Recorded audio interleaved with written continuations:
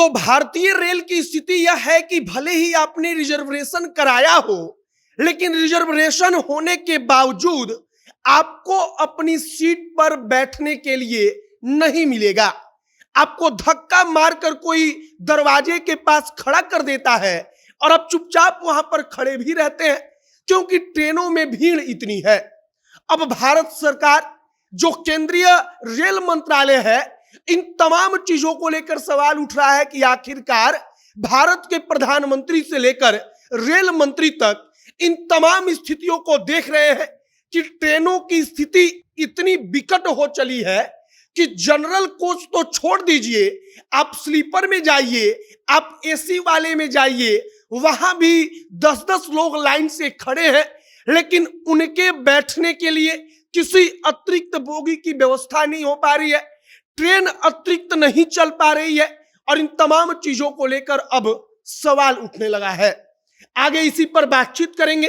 तेजस्वी यादव की party RJD लगातार video और फोटो डालकर सवाल पूछ रही है कि आखिरकार जब आदमी पैसा देकर अपना रिजर्वेशन कराता है, उसके बावजूद उसके बैठने के लिए ट्रेन में सीट क्यों नहीं मिल रही।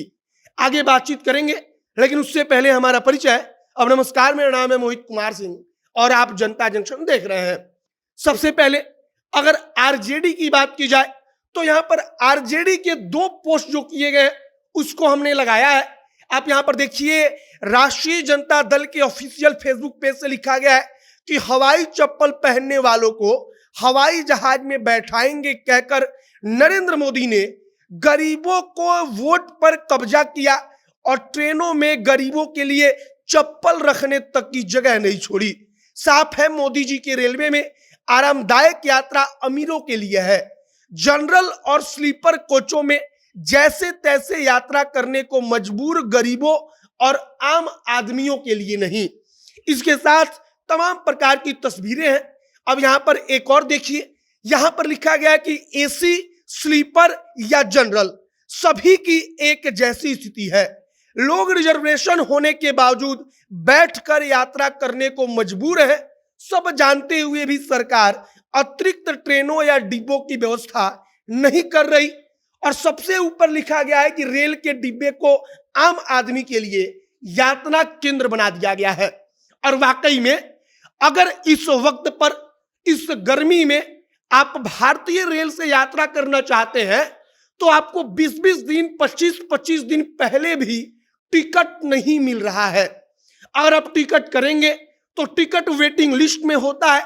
अब आगे क्या सुनिए कि आपने एसी कोच में टिकट करा लिया, आपका टिकट बुक भी हो गया, लेकिन एसी कोच में जाने पर भी आपको आपकी सीट नहीं मिल रही।